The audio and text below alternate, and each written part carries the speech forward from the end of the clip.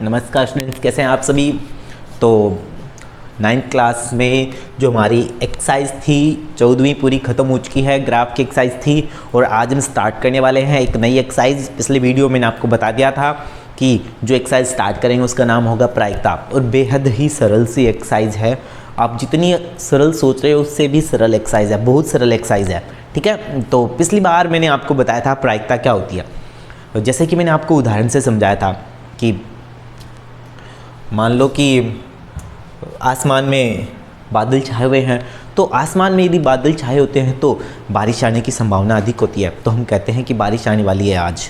तो हम क्या करते हैं, ऐसी घटना व्यक्त करते हैं कि ये घटना घटेगी, उसको घटना को घटित होने की जो व्यक्त करने की या संभावना व्यक्त करने को ही हम क्या बोलते हैं, प्रायिकता बोलते हैं। घटना घटित होने की संभावना, ठीक है। ये एक नॉर्मल सी परिभाषा है किसकी, प्रायिकता की। प्रायिकता की क्या परिभाषा है, किसी भी घटना के घटित होने की संभावना क्या कहलाती है, प्रायिकता कहलाती है। आपको थोड़ा मैं इतिहास के बारे में जानकारी दूं। सबसे पहले प्रायिकता का यदि कोई एक अच्छा उदाहरण है तो वो है, आपने महाभारत देखा होगा। महाभारत में एक मामा शकुनी नाम का कैरेक्टर था। उस कैरेक्टर में वो क्या करता था, आपने देखा होगा कि वो पासे का इतना तगड़ा खिलाड़ी था। वो क्या करता था, जो पासे फेंकता और जो वो बोलता वही पासे में आता था। आपने कभी विचार किया क्या ऐसा क्यों हो रहा है? ऐसा होने के पीछे ये कारण थी, प्रायिकता। उसके पास में कोई जादू नहीं था, कोई वो टोना नहीं था, उसके पास में ये प्रायिकता थी। यानी कि उसने गोटी फेंक फेंक के उसने इतनी प्रैक्टिस कर ली थी। जैसे आपको देखा होगा कि क्रिकेटर खेलते हैं या जिस भी खेल की प्रैक्टिस करते हैं तो वो इतने फास्ट हो जाते हैं कि पता ही नहीं चलता। जैसे आपने देखा होगा कि गेंदबाज भाग के आता है कितनी 150 किलोमीटर प्रति घंटा की रफ्तार से, जितनी ट्रेन भी नहीं चलती, हमारी बस भी नहीं चलती, और वो क्या करता है, बॉल फेंक देता है। वो उसकी कलाकारी है, ये उसकी कला है। तो ऐसे ही उस मामा शकुनी की ये कला थी कि उसने प्रायिकता सीख ली थी और इसलिए उसे अंदाज़ा हो गया था कि अब 1 के बाद में नेक्स्ट 2 आ जाएगा, 5 आ जाएगा। तो वो इस हिसाब से प्रायिकता का खेल खेलता था, यानी कि उसे घटना घटित होने की संभावना ज्ञात करना आ गई थी, ठीक है। प्रायिकता और हम जो नंबर देते हैं, जैसे मान लीजिए कि मैंने एक टेस्ट लिया 10 नंबर का मैंने टेस्ट लिया है और किसी विद्यार्थी के 11 नंबर आ जाएं, कभी हो सकता है कि आप विचार कीजिए, हो सकता है कि 10 नंबर का टेस्ट लिया है मैंने और नंबर आ जाए किसी विद्यार्थी के 11, कभी नहीं संभव है ना। अधिकतम कितने नंबर आ सकते हैं स्टूडेंट्स, 10/10। कभी भी हम ये नहीं कह सकते कि विद्यार्थी के 11 नंबर आए हैं 10 में से, कह सकते हैं क्या, नहीं कह सकते। उसके पीछे कारण क्या है, वैसे ही हम नहीं कह सकते, वैसे ही प्रायिकता भी क्या नहीं हो सकती, कभी भी उसके अंश का मान अधिकतम बट्टे वाली संख्या से ज़्यादा नहीं हो सकता। यानी कि प्रायिकता का मान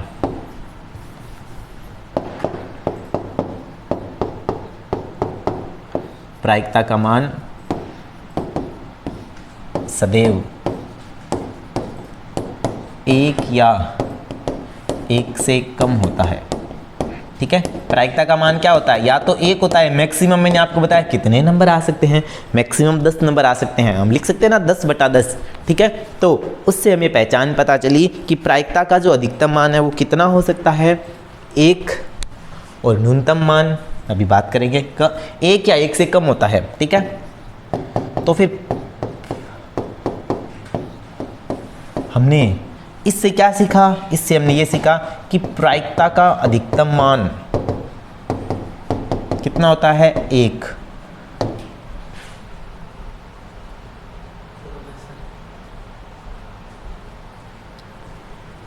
एक मिनट स्टूडेंट्स,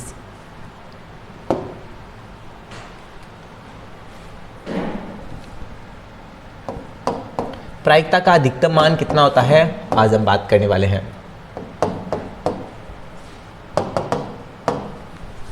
प्रायिकता का अधिकतम मान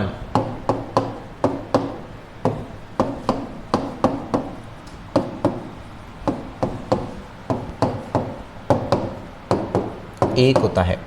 ठीक है, मैंने आपको बताया कि कितने आ सकते हैं नंबर, 10 में से 10 आ सकते हैं, 10 बटा 10 कितना होता है 1। तो फिर प्रायिकता का न्यूनतम मान कितना हो गया, न्यूनतम कितने नंबर आ सकते हैं, यदि नेगेटिव मार्किंग नहीं है तो 0 आ सकते हैं। तो प्रायिकता का न्यूनतम मान कितना होता है 0।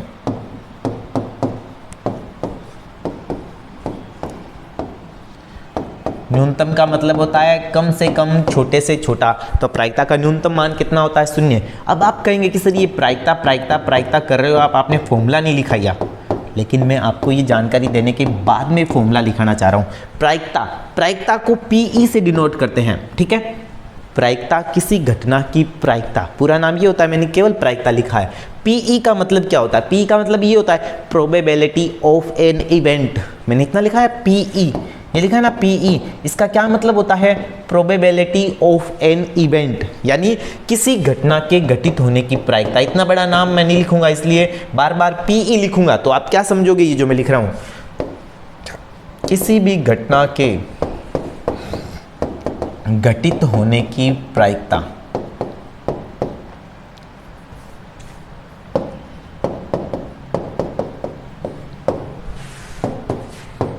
ठीक है, तो बार बार मैं ये इतनी बड़ी लाइन नहीं लिखूंगा, किसी भी घटना के घटित होने की प्रायिकता, मैं यही लिखूंगा पीई। किसी भी घटना के घटित होने की प्रायिकता को हम क्या बोलेंगे, पीई बोलेंगे। ठीक है, पीई यानी कि probability of an event, PE. अब हम सीखते हैं इसका फॉर्मूला क्या होता है। ठीक है, तो आइए बात करते हैं प्रायिकता के सूत्र की। बड़ा ही सिंपल सा फॉर्मूला है। पहले मैं इसका बड़ा फॉर्मूला लिखता हूं, घटना के घटित होने की अनुकूल स्थितियां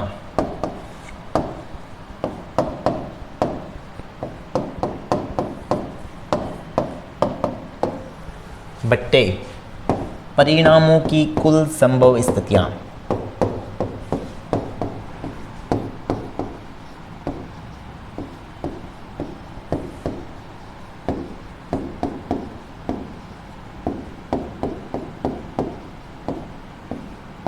ये लीजिए, ये प्रायिकता का फॉर्मूला है। पीई बराबर घटना के घटित होने की अनुकूल स्थितियां बटे परिणामों की कुल संभव स्थितियां। ये क्या है स्टूडेंट्स, हमारा प्रायिकता का फॉर्मूला पीई कहलाता है। ठीक है, अब ये तो था बड़ा फॉर्मूला, तो आप कुछ कंफ्यूज ना हो जाओ, इसलिए थोड़ा सा शॉर्ट कर देता हूं मैं, एकदम ही शॉर्ट। अनुकूल परिणाम बटे कुल संभव परिणाम।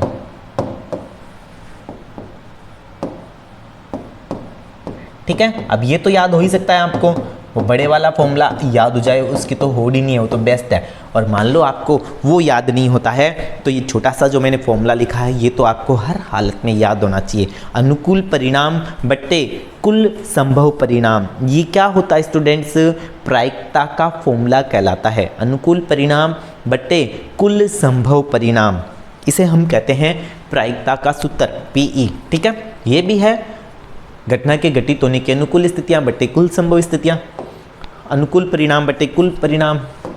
आप इसमें अनुकूल स्थितियां भी लिख सकते हो, अनुकूल स्थितियां घटना के घटित होने की है ये,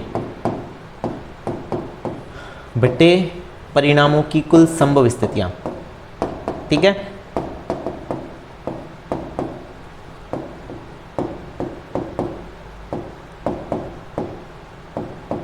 ये लीजिए, ये भी हम फॉर्मूला इसका कहते हैं, ये भी है इसका फॉर्मूला। ठीक है, ये भी इसी का फॉर्मूला है। तो जो आपको अच्छा लगे, जैसा आपको याद हो आप लिख सकते हैं। अब आप कहोगे सर फॉर्मूला लिखा दिया, कितनी देर होगी फॉर्मूला लिखा रहे हो। अरे भाई क्वेश्चन भी करेंगे इसके, लेकिन होंगे बड़े सिंपल से क्वेश्चन। मैं एक उदाहरण से समझाता हूँ आपको कि कैसे सिंपल हैं। जैसे मैंने आपको उदाहरण देके बताया था, मान लीजिए एक क्लास में 10 बच्चे हैं। ठीक है, 10 हैं बच्चे, टोटल कितने हैं 10 बच्चे। उसमें से 6 विद्यार्थियों का काम क्या है, कंप्लीट है। 10 में से 6 का कंप्लीट है और 4 का अनकंप्लीट है। ठीक है, टोटल 10 हो गए ना। टीचर्स ने कॉपी चेक की, तो टीचर ने जो कॉपी चेक की है वह अनकंप्लीट वर्क वाली है, यानी जिसका काम पूरा नहीं है, इसकी प्रायिकता ज्ञात करो। ये हमारा प्रश्न आता है। ठीक है, तो फॉर्मूला भी हमने सीखा था, क्या ज्ञात करना था? अनुकूल स्थितियां बटे कुल संभव स्थितियां। ये जो अनुकूल स्थितियां ये किसकी ज्ञात करनी है? ये हमें प्रश्न में जो पूछा है ना उसकी अनुकूल स्थिति ज्ञात करनी है। जैसे कि मैंने अभी कहा था कि एक क्लास में 10 बच्चे हैं, इसमें से 6 बच्चों का काम पूरा है, 4 का पूरा नहीं है। टीचर ने जो कॉपी चेक की, अध्यापक ने जो कॉपी चेक की, उसका काम पूरा नहीं था, इसकी प्रायिकता ज्ञात करो। तो आपको जोर इस पे देना है कि किसकी प्रायिकता ज्ञात करनी है? काम पूरा नहीं था उसकी प्रायिकता ज्ञात करनी है। तो अभी जो मैंने फॉर्मूला लिखाया था क्या था?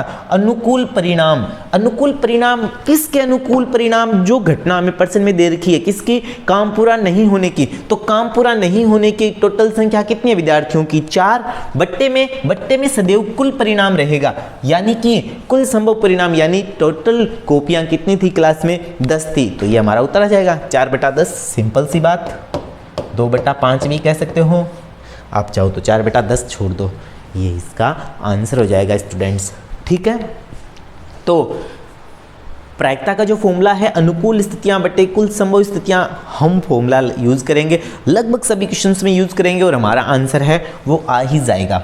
ठीक है, तो चलिए हम स्टार्ट कर देते हैं। 15.1 इसकी 15वीं प्रश्नावली एक ही है, 15.1 कहो चाहे 15 कहो, सीधी सी बात है, वो एक ही प्रश्नावली है। तो 15वीं एक्सरसाइज का मैं पहला क्वेश्चन करवा रहा हूँ। देखिए क्या लिखा हुआ है। एक क्रिकेट मैच में एक महिला बल्लेबाज खेली गई 30 गेंदों में 6 बार चौका मारती है, चौका न मारे जाने की प्रायिकता ज्ञात करो। ठीक है, चलो उससे पहले मैं आपको एक डिटेल बतानी भूल गया था। ठीक है, उसकी हम चर्चा कर लेते हैं, फिर हम ये क्वेश्चन करेंगे, क्योंकि जब तक पूरी चीज़ नहीं सीखेंगे तो हम कह नहीं पाएंगे। अच्छा, अभी मैंने कहा था कि कॉपी चेक करी, तो कॉपी चेक जब भी टीचर ने की तो आपके पास में टोटल परिणाम कितने आ सकते हैं? आप अपने दिमाग के घोड़े दौड़ाओ। टीचर ने कॉपी चेक की तो कितनी प्रकार की स्थितियां बन सकती है? 2 ही प्रकार की स्थितियां संभव हो सकती है। या तो सर जो कॉपी चेक करेंगे उसमें काम पूरा होगा या फिर पूरा नहीं होगा। तो ऐसे ही किसी एक अभिप्रयोग के लिए 2 प्रकार की स्थितियां संभव हो सकती है। कौन कौन सी है?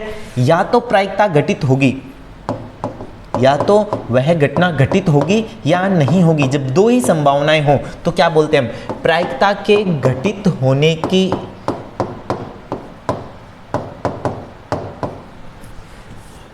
घटना के घटित होने की प्रायिकता, घटना के घटित होने की प्रायिकता।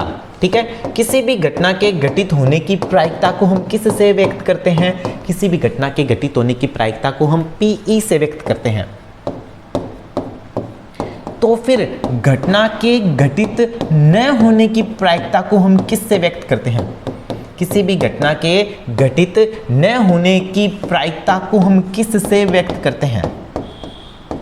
किसी भी घटना के घटित न होने की प्रायिकता को हम किस से व्यक्त करते हैं? हम PE बार से व्यक्त करते हैं। कोई भी घटना घटित होगी, मान लीजिए कि कोई भी, जैसे मान लो अभी मैंने कहा था कि बारिश का मौसम है, तो या तो बारिश आएगी या नहीं आएगी, 2 ही प्रकार की संभावनाएं हैं।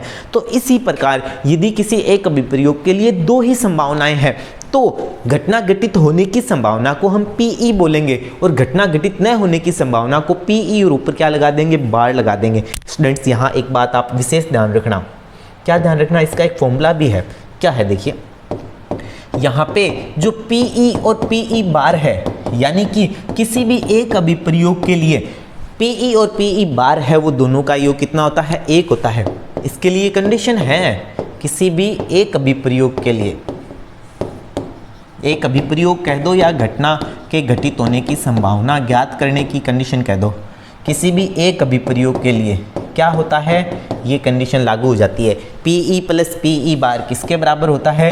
1 के बराबर होता है किसी भी एक अभिप्रयोग के लिए। जैसे कि हमने कॉपी चेक की, तो जो हमने कॉपियां चेक की है उनकी प्रायिकता कितनी होगी? काम पूरा होने की 6/10, काम पूरा न होने की 4/10। तो ये क्या है? PE है और ये क्या है? PE बार है। सदैव इनका योग क्या होता है? 1 होता है। आप देख लो 6/10 और 4/10, एलसीएम दोनों के समान 10 और ऊपर क्या हो जाएंगे 6 + 4 यानी कि 10/10। आंसर कितना आएगा 1 आएगा। यानी किसी भी एक अभिप्रयोग के लिए घटना घटित होने की और घटना घटित न होने की दोनों की प्रायिकताओं का योग कितना होता है 1 होता है। ठीक है, अब हम क्वेश्चन कर लेते हैं। देखिए क्या लिखा हुआ है, एक क्रिकेट मैच में कितनी भी बॉलिंग खेली जा सकती है, वनडे में 300 बॉलिंग खेली जाती है। ये कह रहा है एक महिला बल्लेबाज द्वारा खेली गई 30 गेंदों में। सबसे पहले हमें ये पता होनी चाहिए कि महिला बल्लेबाज ने कुल कितनी गेंदें खेली है। 30 गेंदें खेली है, सबसे पहले हम यही लिखेंगे।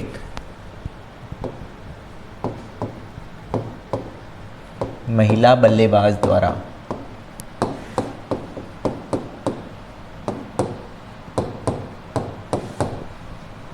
खेली गई गेंदों की संख्या। ठीक है, अब याद रखना स्टूडेंट्स, यहां तो खेली गई गेंदों की संख्या है, लेकिन इसे हमें क्या समझना है, इसे हमें समझना है परिणामों की कुल संभावनाएं, अर्थात परिणामों की कुल संभव स्थितियां। ठीक है, यानी सबसे पहले हमें क्वेश्चन में यही ढूंढना है कि जिस घटना की हमें प्रायिकता ज्ञात करनी है उसमें टोटल संभव परिणाम कितने हैं। यहां पे कितनी गेंदें खेली है, 24 गेंदें खेली है, सॉरी 30 गेंदें खेली है। इन 30 गेंदों में से कितनी बार उसने चौके मारे हैं, 30 में से चौके मारे जाने की प्रायिकता,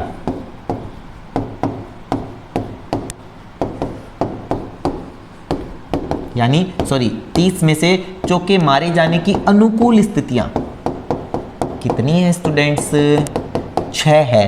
साफ साफ कह रहा है कि 30 बॉलों में से उसने कितनी 6 गेंदों पे चौका मारा है। अच्छा, हमें प्रायिकता कितनी पूछी है, चलो प्रश्न पढ़ने से पहले हमें पता है प्रायिकता 2 चीज़ों की पूछ सकता है। या तो हमें ये पूछ सकता है कि उसके चौके मारने की प्रायिकता ज्ञात करो, या हमें पूछ सकता है चौके न मारने की प्रायिकता ज्ञात करो। 2 ही कंडीशन होगी, या महिला बल्लेबाज गेंद खेलेगी चौका लगाएगी, या फिर चौका नहीं लगाएगी। ठीक है, 2 ही कंडीशन हो सकती है ना, चाहे सिंगल ले डबल ले, गेंद को खाली जाए छक्का मारे, लेकिन चौका लगाएगी। 6 कंडीशन है, चौका नहीं लगाएगी तो 30 में से 6 घटा देंगे 24। हमें क्या पूछा है हम देखते हैं, हमें इसने पूछ रखा है चौका न मारे जाने की प्रायिकता ज्ञात करो। तो ये जो अनुकूल स्थितियां, ये तो किसकी है, चौका मारे जाने की अनुकूल स्थितियां, लेकिन हमें क्या पूछी है, हमें पूछी है चौका न मारे जाने की प्रायिकता। तो अब हम क्या ज्ञात करेंगे, हम ज्ञात करेंगे चौका न मारे जाने की अनुकूल स्थितियां।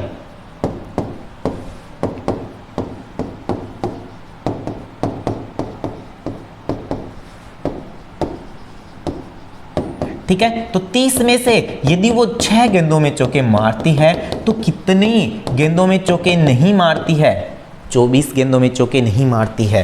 तो प्रायिकता क्या आ जाएगी, अतः प्रायिकता PE फॉर्मूला लगाएंगे हम। क्या फॉर्मूला था, मैंने बताया अनुकूल परिणाम बट्टे कुल संभव परिणाम। यहाँ क्या लगाएंगे, अनुकूल स्थितियां बट्टे परिणामों की कुल संभव स्थितियां।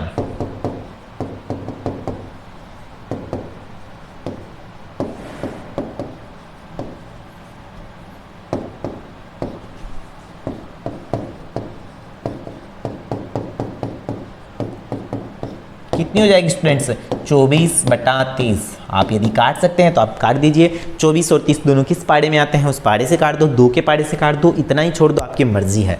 ठीक है, 2 के पाड़े से काटूं, यहाँ 12, यहाँ 15, यहाँ फिर ये दोनों 3 के पाड़े से कट रहे हैं, 4/5, ये सीधे भी कट रहे थे। किसके पाड़े से, 6 के पाड़े से। तो ये फाइनल आंसर हो जाएगा 4/5। आप 24/30 छोड़ दो तो भी सही है। ठीक है, इसी प्रश्न में हमें पूछा होता कि महिला बल्लेबाज द्वारा चौके मारे जाने की प्रायिकता ज्ञात करो, तो आप इसका आंसर देते 6/30 यानी कि 1/5। महिला बल्लेबाज द्वारा खेली जो उसने गेंदें खेली है, यानी कि परिणामों की कुल संभव स्थितियां कितनी हैं, 30। उसमें से चौके मारे जाने की अनुकूल स्थितियां कितनी हैं, 6। हमें क्या पूछी है, हमें पूछा है चौके न मारे जाने की प्रायिकता ज्ञात करो। तो इसके लिए हम क्या ज्ञात करेंगे, चौके न मारे जाने की अनुकूल स्थितियां पता करेंगे। हमने कितनी पता की, 30 में से 6 घटा लिया, 24 आ गई। अब हमें क्या बतानी है, प्रायिकता PE बतानी है। तो कितनी आएगी, अनुकूल स्थितियां बटे परिणामों की कुल संभव स्थितियां कितनी आ जाएगी, 24/30 यानी कि 4/5। ठीक है, चलिए तो चलते हैं अगले क्वेश्चन पे। अगला क्वेश्चन वैसे है सरल, लेकिन मैं पहले ये नहीं करवाने वाला। मैं पहले एक ऐसा क्वेश्चन करवाता हूँ, ढूंढता हूँ जो आपके लिए सरल है। ठीक है,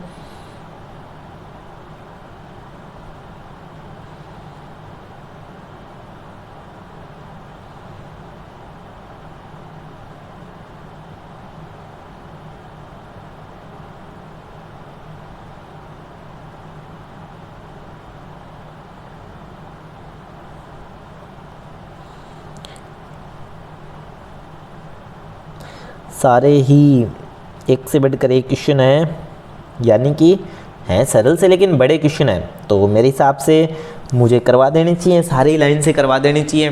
तो चलिए क्वेश्चन नंबर 2 ही करवा देता हूँ मैं आपको। ठीक है, देखिए क्या है, इसमें एक सारणी बना रखी है। ठीक है, मैं सारणी बना देता हूँ। सारणी का ये वाला पक्ष मैं नहीं बनाऊंगा, ये मैं आपको बोल के सुना दूंगा। यहाँ है वो बता देता हूँ मैं। 2, इधर लिखा है 475, इधर है 1, यहाँ लिखा है 814 है, यहाँ है 0 और इधर लिखा है 211। ठीक है, ये कितना है? लड़कियों की संख्या, और यहाँ है परिवारों की संख्या। मैं पूरा नहीं बोल रहा, बस इतना ही लिख रहा हूँ, आपको क्वेश्चन समझाने के लिए पर्याप्त है। ठीक है, ये कह रहे हैं कि लड़कियाँ किसके घर में कितनी है, इस पे एक सर्वे किया गया। कितने परिवारों पे किया गया? एकदम साफ साफ उसने लिख रखा है 1500 परिवारों पे। मान लीजिए आपको ये संख्या नहीं दी है तो भी आप आसानी से ज्ञात कर सकते हैं। इन सबको जोड़ोगे तो यही आएगा 1500। ये कह रहा है कि 1500 परिवारों पे क्या किया? एक सर्वे किया, और 2 लड़कियां कितने परिवारों में हैं वो ज्ञात करने के लिए हमने कोशिश की। जैसे मैंने आपको पहले सूचना के लिए बताया था कि किसी को सूचना चाहिए तो वो प्रत्येक घर जाके सर्वे करेगा। ठीक है, अब आप अपना दिमाग लगाओ कि किसी के घर में 2 लड़कियां हैं या नहीं हैं, इसकी कितनी संभावनाएं बन सकती है, यानी इसकी कितनी अनुकूल स्थितियां बन सकती है। पहले घर गया, उसने कहा कि मेरे घर पे 2 लड़कियां हैं। दूसरे घर गया, उसने कहा मेरे घर पे 2 है। तीसरे घर गया, उसने बताया मेरे घर पे भी 2 है। लेकिन क्या सभी के घर में 2-2 हो को जरूरी है? ऐसा भी तो हो सकता है कि किसी के घर में 1 ही लड़की हो, तो ऐसा भी तो हो सकता है किसी के घर में लड़की हो ही नहीं। 3 ही संभावना है ना, हमें केवल 2 लड़कियों वाले घरों की तलाश करनी थी, तो इसके लिए हमने सर्वे किया। तो 3 प्रकार की स्थितियां बनती है, या तो उसके परिवार में 2 लड़कियां होगी, या उसके परिवार में 1 लड़कियां होगी, या उसके परिवार में कोई लड़की नहीं होगी। ठीक है, तो इन 1500 सर्वे को उसने क्या किया? 1500 परिवारों के सर्वे को एक कॉपी में नोट कर लिया। उसने कहा कि 2 लड़कियां हैं, ऐसे परिवार मुझे 1500 में से 475 मिले हैं। 1 लड़कियां हैं, वो परिवार मुझे 814 मिले हैं, और 0 लड़कियां यानी कोई लड़कियां नहीं है, वो 1500 में मुझे 211 परिवार मिले हैं। ठीक है, ये मैंने आपको तीनों कंडीशन पर्सन में दिखा दी। ये कह रहा है यादृच्छा चुने गए उस परिवार की प्रायिकता ज्ञात करो। ये जो यादृच्छा शब्द होता है, इसका मतलब होता है बिना किसी प्रतिबंध के। ठीक है, जैसे मान लीजिए कि यादृच्छा का मतलब समझाता हूँ मैं आपको। मैं ये कह देता हूँ कि एक क्लास है 30 लड़कों की, ठीक है, और मैं कह देता हूँ कि क्लास का 35वां लड़का खड़ा हो जाए, तो ये क्या है? ये तो स्वतंत्रता प्रतिबंध हो गया कि 35वां ही लड़का खड़ा होना है। लेकिन मैं ये कह दूं कि क्लास में से 1 लड़का खड़ा हो जाए, अब 1 लड़का खड़ा हो जाए, 35 में से कोई सा भी खड़ा हो सकता है। इस कंडीशन को, यानी जहां पे स्वतंत्रता है, कोई भी हो सकता है, उसे हम बोलते हैं यादृच्छा। ठीक है, तो ये कह रहा है यादृच्छा चुने गए उस परिवार की प्रायिकता ज्ञात कीजिए जिसमें 2 लड़कियां हो। ठीक है, यानी कहने का मतलब है ये बारी बारी से 3 बार प्रायिकताएं पूछेगा। एक बार 2 लड़कियों की पूछेगा, एक बार 1 लड़कियों की पूछेगा, और एक बार कोई भी लड़की नहीं है इसकी प्रायिकता पूछेगा। ठीक है, तो क्वेश्चन आपके सामने है। सबसे पहले हम क्या लिखते हैं? परिणामों की कुल संभव स्थितियां। मैं इसका सॉल्यूशन करवा रहा हूं। ये तो क्वेश्चन था आपका, ये इसका हल है। आप सारणी बनाना चाहो तो बना लेना क्वेश्चन आंसर में, वरना कोई बात नहीं है। परिणामों की कुल संभव स्थितियां, सबसे पहले हम यही लिखेंगे। प्रत्येक क्वेश्चन में लगभग हम यही लिखेंगे, परिणामों की कुल संभव स्थितियां, यानी कि टोटल परिवार कितने हैं, परिवार नहीं है ये ध्यान रखना, परिणामों की कुल संभव स्थितियां हैं, कितनी दिए हुए हैं, 1500 दिए हुए हैं। 2 लड़कियां वाले परिवार, 2 लड़कियों वाले परिवारों की अनुकूल स्थितियां, ठीक है। यानी कि किसी परिवार में 2 लड़कियां हैं, 1500 में से ऐसे परिवार कितने हैं, हमें परसेंट में दिया है, 2 लड़कियों वाले परिवार कितने हैं, 475 हैं। 1 लड़कियों, तो लड़कियों तो लिख नहीं सकता, 1 लड़की ही लिखेंगे हम। 1 लड़की वाले परिवार, 1 लड़की वाले परिवारों की अनुकूल स्थितियां, ठीक है। जिसमें एक ही लड़की है वो परिवार कितने हैं, हम देख लेंगे परसेंट में कि एक ही लड़की है वो परिवार कितने हैं, 814 हैं। अब हम ढूंढते हैं कोई लड़की नहीं है,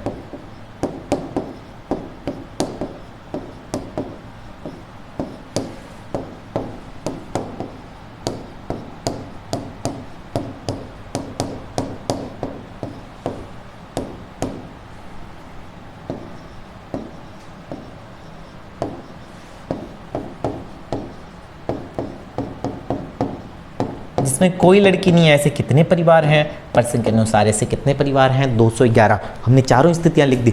यहाँ पे हमें जितनी लड़कियों की कह रहा था हमने सारी लड़कियों की अनुकूल स्थितियां लिखी, क्योंकि परसेंट में अलग अलग सबका पूछा है, ठीक है। तो हमने तीनों कंडीशन लिख दी और टोटल परिणाम भी लिख दिए। कितनी है ये है, आप वीडियो में देख लेना। पहला परसेंट कर रहा हूँ मैं। क्या पूछा है इसने, हमें ये कह रहा है 2 लड़कियां हों इसकी प्रायिकता।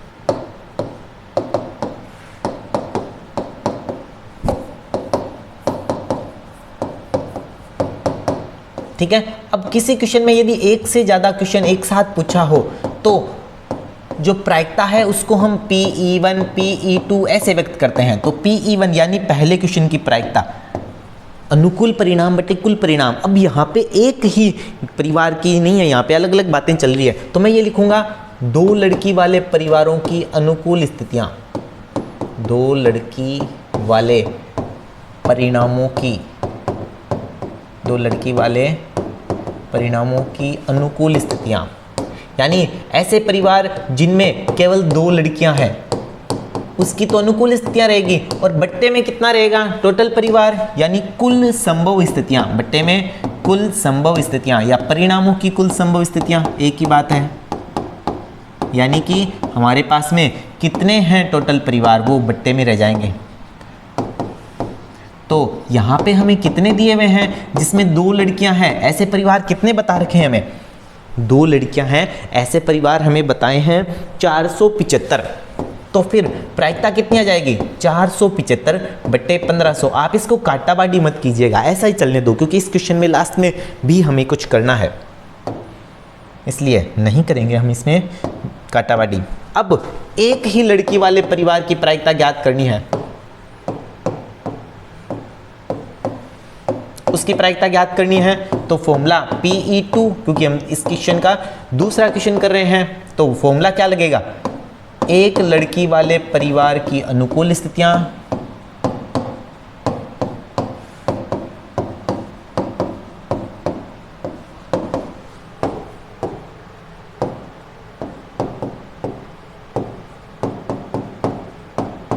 बट्टे परिणामों की कुल संभव स्थितियां।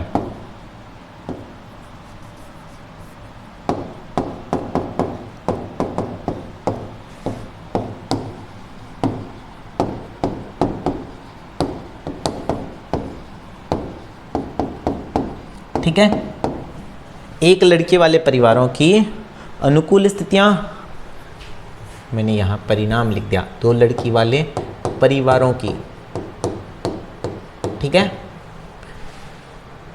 तो इसमें आंसर कितना जाएगा, जिसमें एक लड़की है उन परिवारों की संख्या कितनी है, 814 दे रखी है हमें, तो इसका कितना जाएगा 814 बटे 1500, यहाँ भी नहीं काटना है। चलते हैं आगे, हमें तीसरा क्वेश्चन पूछ रखा है कोई लड़की नहीं है, इसकी प्रायिकता ज्ञात करो। ठीक है, कोई लड़की नहीं है की प्रायिकता,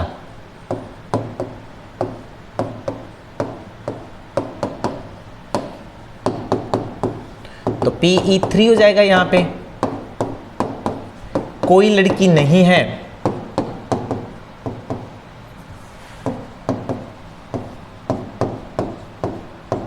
वाले परिवारों की अनुकूल स्थितियां, मैं पूरा नहीं लिख रहा हूं, इतना लिख के छोड़ रहा हूं, आप पूरा लिख देना, बटे परिणामों की कुल संभव स्थितियां, ये हमने काफी बार लिख लिया, मैं इतना लिख के छोड़ रहा हूं। तो परिणाम कितना आएगा, जिसमें कोई लड़की नहीं है वो परिवार कितने हैं, वो परिवार हमें दे रखे हैं 211 है, 211 है बटे 1500, क्या है ये प्रायिकता नंबर E3 है, Pe3। हमने क्या किया स्टूडेंट्स, हमने तीनों प्रायिकता है वो ज्ञात कर दी। Pe1 यानी 2 लड़कियां हैं, उसकी प्रायिकता कितनी आई, 475 परिवार है वैसे, बट्टे में 1500 कुल परिवार। फिर एक लड़की है, उसकी प्रायिकता हमने निकाली, कितनी आई 814 है बट्टे 1500, और फिर एक भी लड़की नहीं है, वो परिवारों की प्रायिकता कितनी आई 211 है बट्टे 1500। हमें लास्ट में क्या कहा स्टूडेंट्स, इसने हमें ये कहा है कि साथ ही यह भी जांच कीजिए कि इन प्रायिकताओं का योग एक है या नहीं है। एक अभिप्रयोग के लिए यहाँ पे 3 ही प्रकार की संभावनाएं हो सकती थी, तीनों आ गई, 2 लड़कियां हैं, एक लड़की है, एक भी लड़की नहीं है, तो तीनों आ गई। इसका मतलब क्या होगा, किसी भी अभिप्रयोग के लिए परिणामों की कुल संभव स्थिति भी कैसी होती है, एक होती है। ठीक है, ये लाइन में यहाँ लिख भी देता हूँ, किसी भी एक अभिप्रयोग के लिए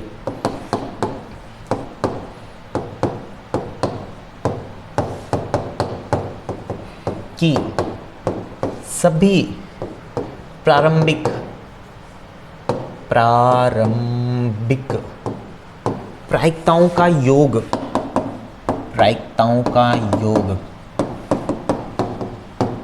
एक होता है। ठीक है, ये सीधी एक लाइन की क्वेश्चन पूछी जाती है आपके 9th में भी और 10वीं में भी। एक सीधी सी लाइन का प्रश्न है कि किसी भी एक अभिप्रयोग के लिए सभी प्रायिकताओं का योग, किसी भी एक अभिप्रयोग के लिए घटना के लिए घटित होने वाली सभी प्रायिकताओं का योग कितना होता है, तो कितना होता है, एक होता है। ये हम जांच करते हैं, यहाँ एक ही अभिप्रयोग के लिए जितनी घटनाएं घटित हो सकती है वो हम यहाँ पे जांच लेते हैं। पहली कितनी थी, यानी पहले परिवार कितने थे, 475 थे, 475 बटे 1500 थी। फिर दूसरी कंडीशन कितनी थी, यानी कि एक ही लड़की है, वो परिवार कितने थे, 814 थे, तो दूसरी प्रायिकता कितनी आई थी, 814 बटे 1500। तीसरी कितनी आई थी, 211 बटे 1500। ये मैंने आपको बता रखा है कि एलसीएम की 2 प्रकार की स्थितियां होती है यहाँ पे, तो तीनों ही संख्याएं, बट्टे वाली संख्याएं क्या है, एक जैसी है, तो एलसीएम क्या आएगा, सेम का सेम, और ऊपर वाली संख्याएं ऐसी कंडीशन में जुड़ जाएगी, 475 प्लस 814 प्लस 211, तीनों को जोड़ेंगे, आप जोड़ लेना, मैंने तो जोड़ लिए हैं, 1500 आएंगे, योग कितना आएगा 1500 बटे 1500 यानी 1। यही तो हमें जांच करना था कि इस प्रश्न का उत्तर 1 आता है या नहीं आता। आ गया ना आंसर। ठीक है, तो स्टूडेंट्स नेक्स्ट एक जो वीडियो हम उसमें इसके आगे के सवाल करेंगे, तब तक के लिए धन्यवाद स्टूडेंट्स।